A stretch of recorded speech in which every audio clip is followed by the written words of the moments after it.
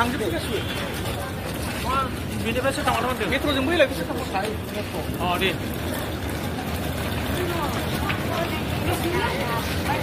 थां दे मेला टाइम दं गारि लांफानोसै थांबावग्रा ससे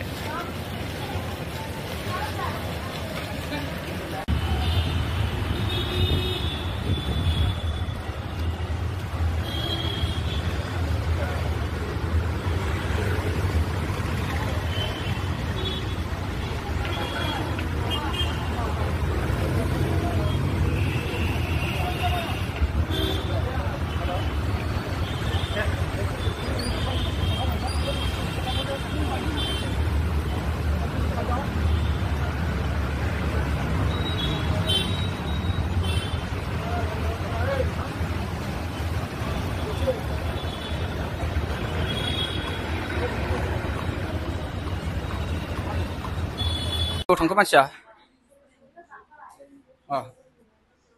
फैसा लाखांनायनि उनाव बिदि बुंदोंबा नोङो फैसा लाखांनायनि उनाव नोंसोर थाङो थाङा बे नोंसिनि गोसोनि खोथा होनलायना माबादोंबा सिगिनाय रावै जोङो थारमाने थाङो थाङा बिदि नङा जों सिगाङावनो बुंखानाय अपसन होखानाय आरो आदा थारमाने जों अपसन होयो नोंसोरो थांनोबो हायो बेयावनो कमप्लिट खालाम नोंसोर कर्सखौ खालामदोंबा जोंना रुल दंखायो नोंसोर 6 मासखौ कमप्लिट खालामथारनांगोन बिनि उनाव जों सार्टिफिकेट इसु खालामगोन बिनि उनाव जोङो प्रेक्टिकेल हरगोन बिनि उनाव नोंसोर एक्सपिरियेन्स खालामबानो जाबाय लकेलावहाय आरो जुदि थांनो गोसोबा थांबानो जाबाय जोंहा बाहाय माने माबा गैया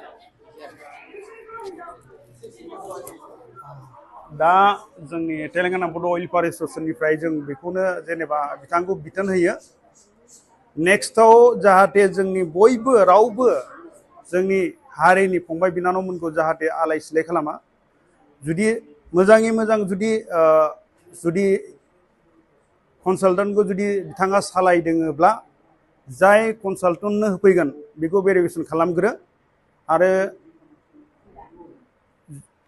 बिदि जुदि भेरिफिकेसन गैयालासे जाहाथा बेफोरबायदि लाबोनानै एजेन्सिनो आगारना होनाङा मानो होनब्ला बिराद बेहाय सानसेजों सौहैया साननैजों सौहैया जोङो बिनि राव रोङा माब्ला मा जागोन खुनु बुंनो हाया जोंहा मैयासो जाना थांनाय जों मैयासो जोङो चिरां डिस्ट्रिक्टनि मा गामिमोन आमथेखानि जोङो सासे फंबायखौ खोमानांदोंमोन बेखौ जोङो एयारपर्टआव जोङो साननैनि गेजेरावनो बिथांखौ थिनहरनांगौ गोनां जादों फ्लाइटजों जुदि जों बेहाय जोंनि तेलेंगाना बड' अइल पावर एसोसिएशन गैयामोनब्ला जुदि जोंनि बेफोरबायदिनो जाहाथा जायगायाव गोमालाबायनानै थैलाबायनानै गोनां जागौमोन बेवखायनो बयबो बिथां सोलोंहोग्रा जेनेबा बिथांमोना एसोसिएशन सालायगासिनो दङ बेखायनो जाहाथा बेफोरबायदि उन्दै उन्दै गथ'फोर फरायफुनायखौ जाहाथे बेफोरबायदि दा खालाम लाबो नाथाय गासिबो भेरिफिकेसन क्लियार खालामनानैसो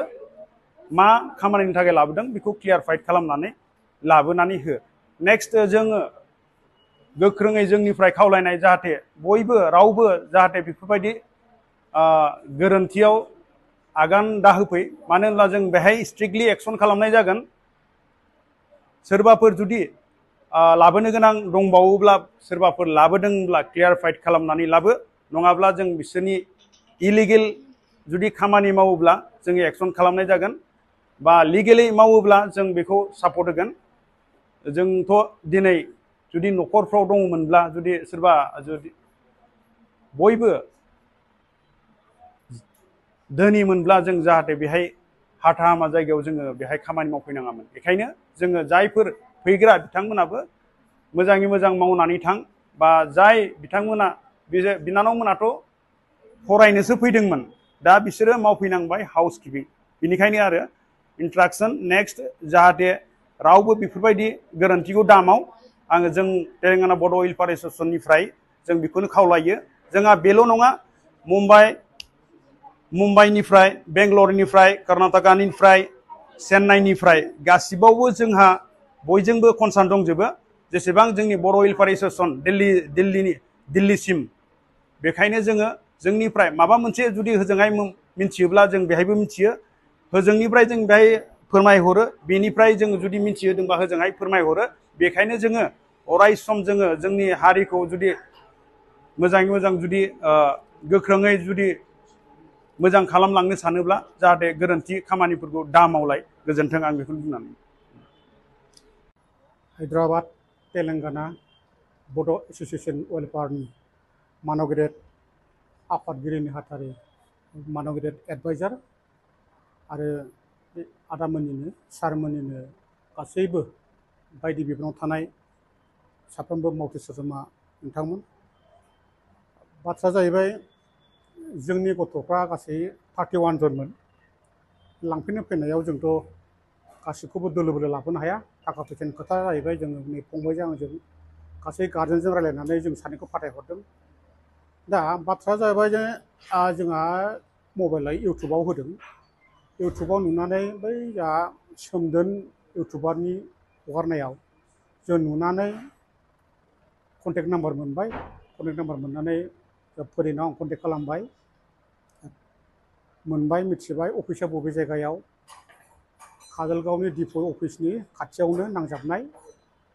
मबाइलावथ' गोबां खोथा रायलायजाया, थांनानै फेस टु फेस रायलायहैबाय। बे बाथ्राया बुंनायाबो माखासे सैथो, खिन्थु माखासे बुस्थुखौ गासै गार्जेननो बेफोरबायदि क्लियारखौ होआखै। नोंगौ जिनेम आरो जेडिए, जिनेमा जाहैबाय बेनो फार्स्ट बेच। सिगांहां गैयामोन, जिनेम गैयामोन, एबारनो फार्स्ट बेच। दा जिनेमा मा, जेडिएआ मा? जेडिएआव माने जायफ्रा गोरिब श्रेणिनि मानसिफोर हाथारा बिसोरो जेडिएआव जइन लाबाय। जेडिएनि खामानिया माने जोंनि आसामाव बारा स्कप गैया।